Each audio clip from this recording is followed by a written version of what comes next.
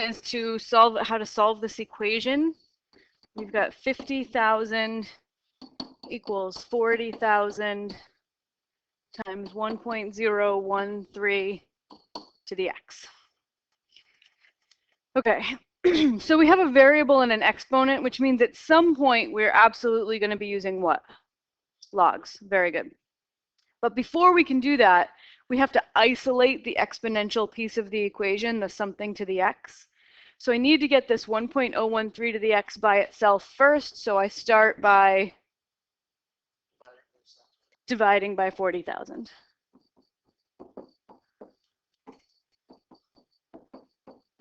So those cancel. And 5/4, that's 1.25. All right, so we've got the exponential isolated. And then once you have the exponential isolated, then you use logs. You can use any base log you want. You could use the natural log or the common log, which is base 10, or you could use any other base. Okay, but the reason we tend to use natural log or common log is because there are those buttons on your calculator, right?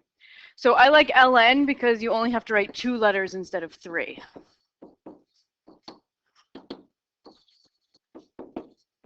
Someone actually mentioned last class that the ln seemed counterintuitive, like why is it called the ln for the natural log? And it's because a French mathematician actually named it natural log. And in French, the adjective goes after the noun, so it's log naturel, which is why it's ln and not nl. Okay, so to finish solving, the whole purpose of taking the log of both sides is because we have a really nice property of logarithms that lets you take an exponent and bring it down in front of the log. So it's a really nice property because now we don't have to deal with any exponents. Our whole equation now is just linear. Because the ln of 1.013 and the ln of 1.25, those are just numbers, like 5 or 7 or whatever. Those are just numbers. So if I want to get x by itself, just divide by the number it's multiplied by.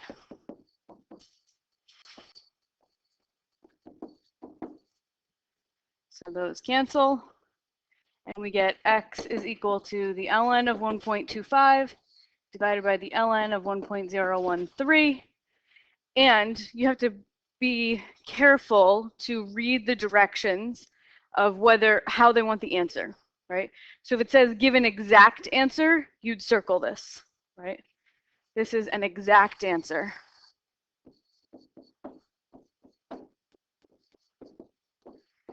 Because as soon as you type that into your calculator is going to spit out a whole bunch of decimals.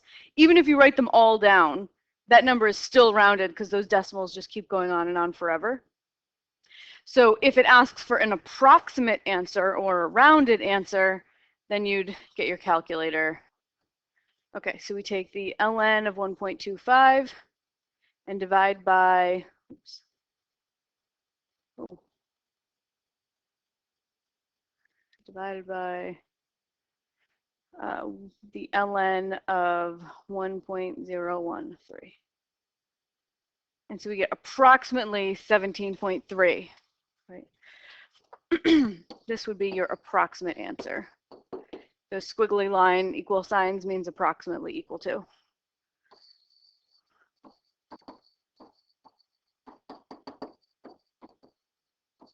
So I'm making a big point of this because there's a question on your test that asks for an exact answer. So I would want you to circle the one with it still has the ln's in it. Okay, so write the exponential function a times b to the t, which is just sort of one of the 2 standard forms of an exponential. And we want to change it to y equals e to the k times t minus t naught. All right. Give k and t naught in terms of a and b. All right, so we need a times b to the t to equal e to the k times t minus t naught. So I have to figure out how a and b are related to k and t naught. So I'm just going to play with this thing. I'm going to manipulate it around a little bit, try to put this into a form k equals and t naught equals. So first thing I'm going to do is distribute this k, because I can't really do anything to a times b to the t. There's no way to further simplify it. But this thing I can play with a little bit. So it's going to be kt minus kt naught. All right, and then there's a rule of exponentials that you always almost use in the reverse order that I'm going to use it, where if you're multiplying like bases, you can add the exponents, right? So if I had, you know, x to the 4th times x to the 8th, that would be x to the 12th, right? X to the 4 plus 8. I'm kind of going to use this in reverse. I see that my exponent is a sum or a difference, right? I'm going to go backwards to write it as a product of two exponentials with the same base. And they're actually a difference. So if I had this as like x to the 10 minus 7, right? How could I go backwards?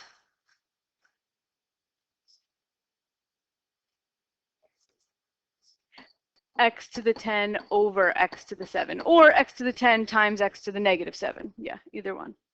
All right, so that's what I'm going to use here. So I'm going to rewrite this as e to the kt. I don't know which one I want to write it as. I'll start here. E to the kt naught.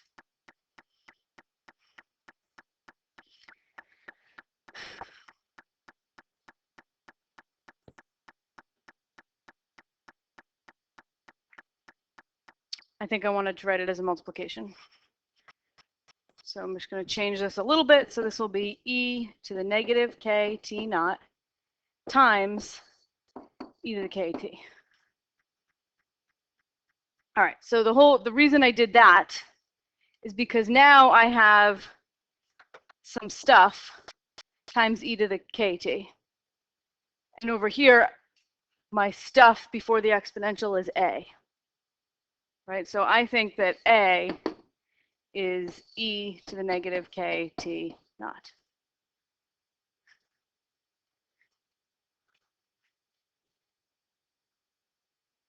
And then b to the t, if the exponentials are the same, then b to the t has to be the same as e to the kt.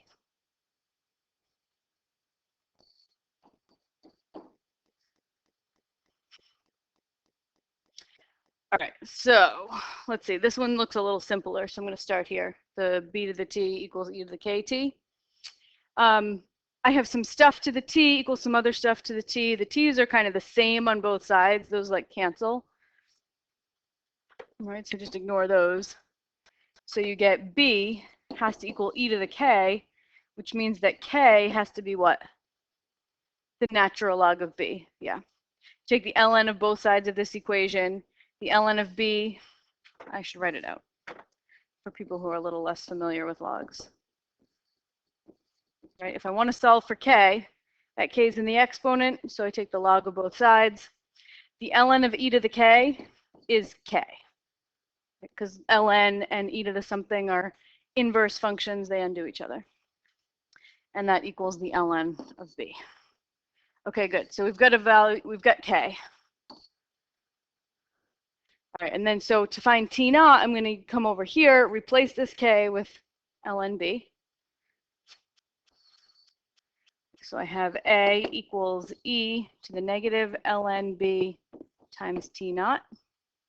And I just have to solve for t naught, right? Because that's the other thing I'm supposed to find. So what do I do? Take the natural log of both sides. This is e to some stuff. If I take the ln, oops,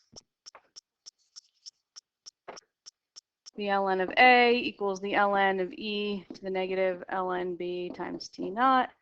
So the ln of a equals negative ln b times t naught.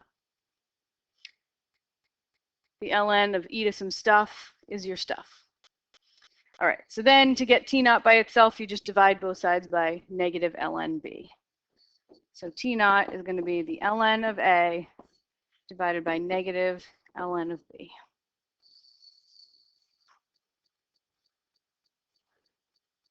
Yeah, that was kind of ugly. There won't be anything nearly as complicated on your quest, but it's a good exercise. Okay, so when you go to the bank and you're going to open a bank account or take out a loan or whatever, there's two different interest rates. They'll tell you two different numbers, okay? One is the nominal rate, and the other, which is called the APR, right? And the other one is called the effective rate, which is also known as the effective yield or something like that. Okay, which is the APY. All right, so the nominal rate, oh, hold on. Okay, so when a bank quotes you an interest rate, they have to tell you two pieces of information so that you know actually how much money you're going to make. They have to tell you what the interest rate is, the APR, and how often they're going to compound it, right? So the more often you compound, the actual more money you make to a point, right? So the nominal rate is the rate 6%, whatever. But in order to really know how much money you're going to make, you have to know, are you compounding that annually, monthly, daily, continuously, right? So compoundings vary.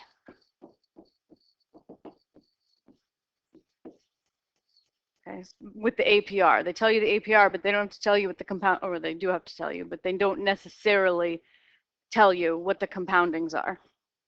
Okay. So there's all kinds of regulations and stuff for banks, and one of the regulations is that they have to actually also tell you the APY, which is the annual effective yield, or the effective rate. And it takes all these different nominal rates and figures out, using how many compoundings it has, compares them all with one single number. And it compares them by saying, let's look at what the rate would be for any of these if we just compounded annually, right? So if we just compound annually, 6% compounded monthly, what would that be equivalent to in an annual compounding? So this is always annual, compounding.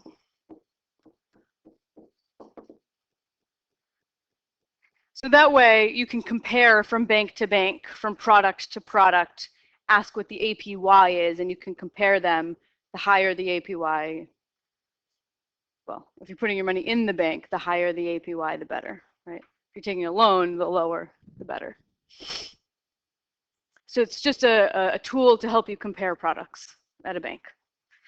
So let's say you have a 6% compounded continuously. What's the APY?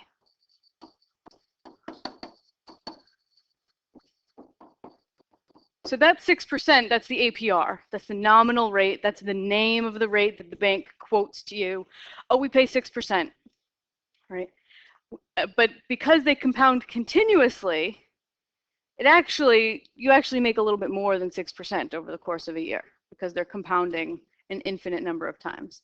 So if I want the APY, I have to figure out how much money I would make in 1 year. So I just pick a random amount, like just pretend you're going to invest $100.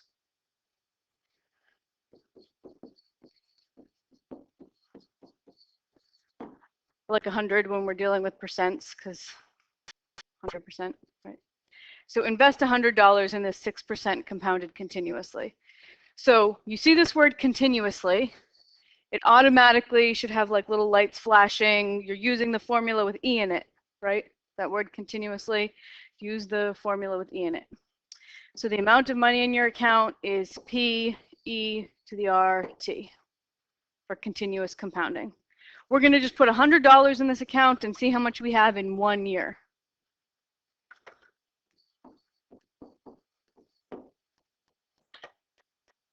So I put 100 E 0.06 times 1. Right, we'll see how much money we have.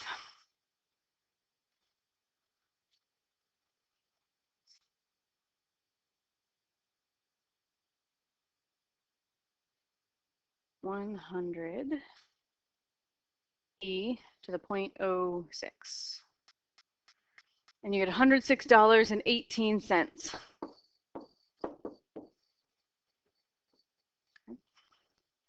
So that's a little bit higher than 6%. If you had been paid 6% annually, if you put $100 in at the end of the year, you would have $106.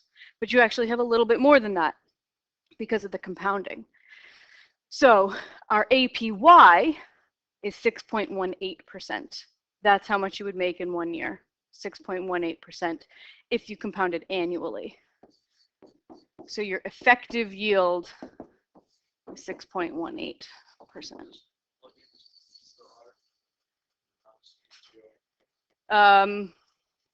Yes. Yeah. Well, will it? I don't know. E to the 0.06?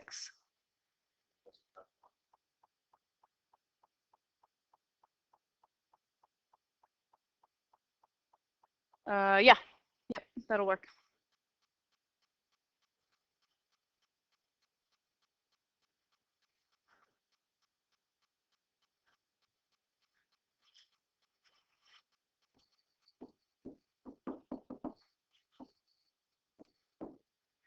Okay, so E, well, first I'll describe it to you, and then I'll tell you where it comes from.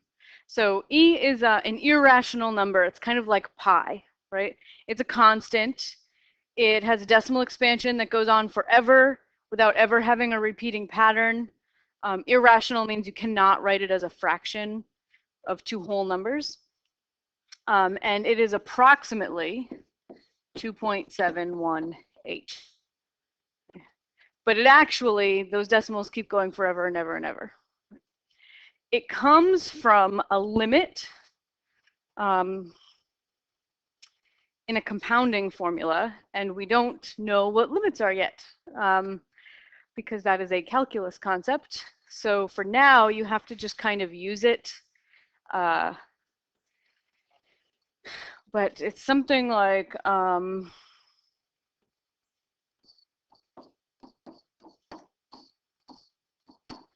that, I think. And then plug in bigger and bigger x values. Okay, so if I just do this on my graphing calculator, I'll show you what happens.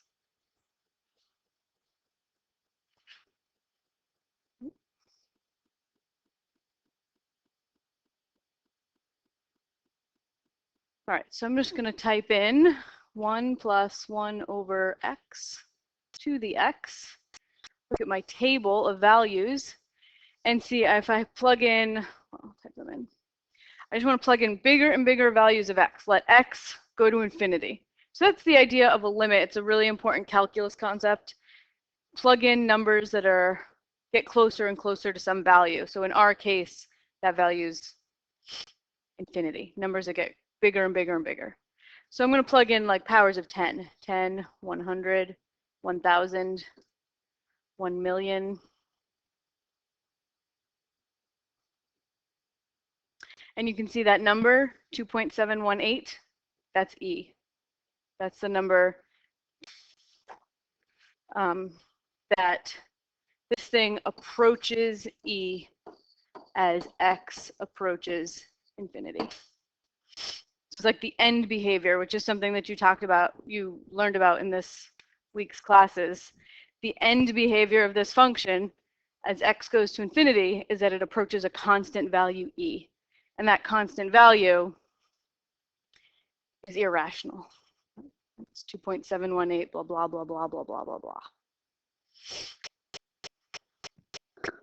Let's see, a good window. I need x to approach infinity, so maybe I'll start like at 0 and go to I don't know, I went to 1,000,000 in the table.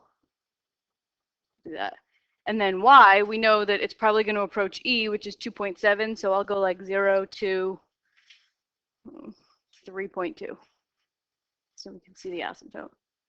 And it even, I went way too far for x, yeah. So, let's go 0 to 500. There we go. So you can see it goes up, and then it's flattening out, and it's never going to pass. It's never going to pass 3, but that limit is actually the number e, the value that it gets close to but never crosses.